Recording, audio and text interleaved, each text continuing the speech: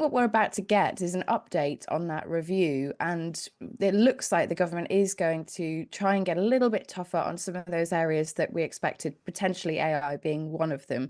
So I think that is one level where the UK government can look to tighten up some restrictions on China. Let's speak to Times Radio's political editor, Kate McCann. Morning, Kate. Morning.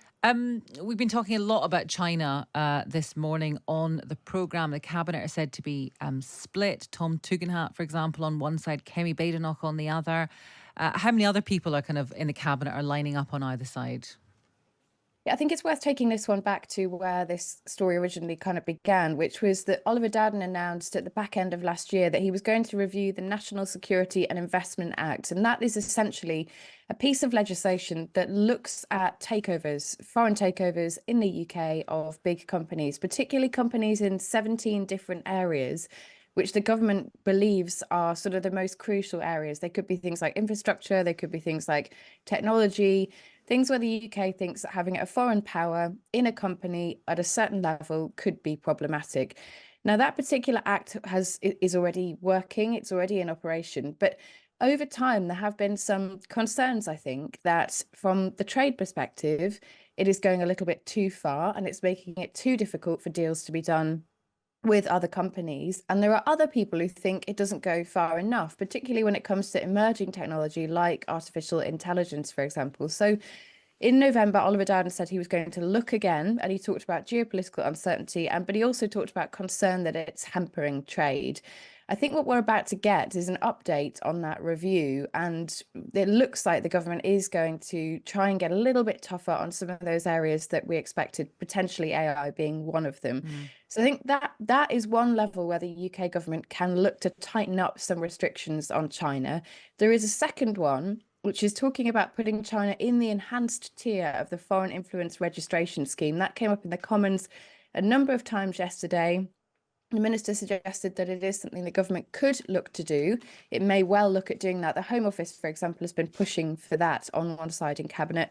And the third level would be to designate China as a threat, which I don't think that we are at that particular point yet, but there are some in the Cabinet who, have spent a lot of time thinking about this issue. They really care about it, and they believe that's the only way forward with China. So you can see there are three different steps that the government can go to.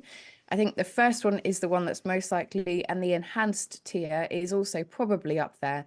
And realistically, that is probably going to form part of the conversation in Cabinet today, and also at the liaison committee, where the Prime Minister will face questions from select committee chairs from 1 o'clock today. Now, there's a by-election coming. I've said that a few times over the last year or so.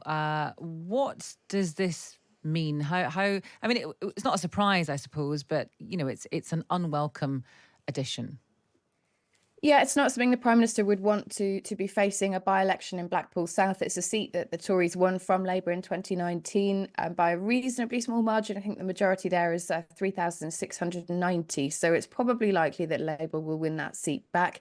I mean, Scott Benson, obviously, he was always going to be forced to be removed from that seat in one way or another. He says he's chosen to do this so that his replacement can have time to campaign in the seat, presumably ahead of an election later on this year. But however you look at it, for the Prime Minister to have to lose another seat in another by-election, and it will come in May at the same time that all those Tories will have their eyes on the results of the local elections, it will be another moment of danger for the Prime Minister, who is under pressure still. OK, Kate, thank you very much for that. That is Times Radio's political editor, Kate McCann. Thank you, Prime Minister. Andy Bell, 5 News.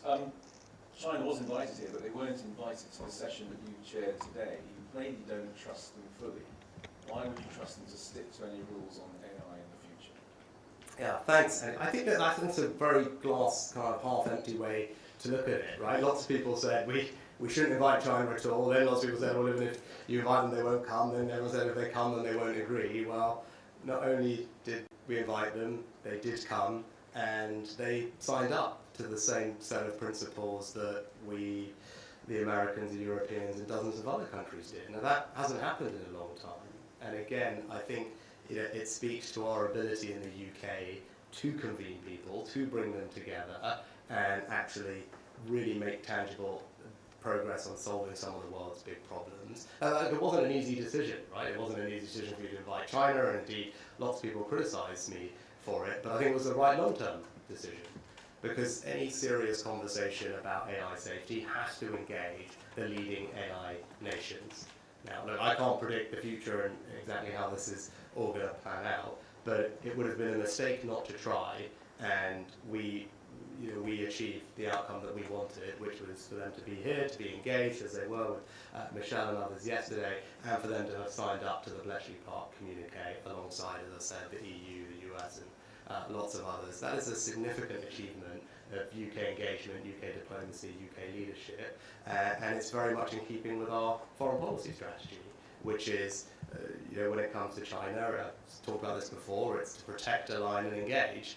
Protect ourselves against the risks that we see, and we're doing that. For example, our National Security and Investment Act allows us to block investment into sensitive sectors of our economy. We've used it, for example, in semiconductors.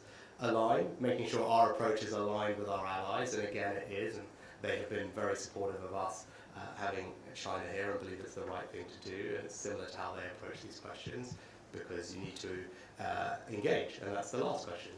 Because we're protecting ourselves on the things that matter, on the areas where you require global cooperation, climate change, pandemics, financial stability, AI, it's worth trying to engage with China because they are an indisputable leading AI nation, and it would be odd not to try, but I'm pleased that we managed to achieve that. So thank you. Thank you very much for your time. Also, just wanted to say my personal thanks to Michelle for all her work over the last couple of days. I meant what I said at the beginning, that this was, I think, a huge success for the UK the last couple of days. We did something that many people thought was not possible, and we did it really well. And if you speak to anyone here over the past couple of days, I think they will tell you that what's happened here has been a truly historic set of achievements. We've been able to convene this group of people for the first ever time and leave here with a set of very tangible outcomes that will make an enormous difference to people's lives and ensure that we can realise the incredible benefits of AI, safe in the knowledge that we're doing what is required to mitigate against the risks. I think that time will show that that was a significant achievement over the past couple of days. So thank you to Michelle for all the hard work, and thank you all for being here as well.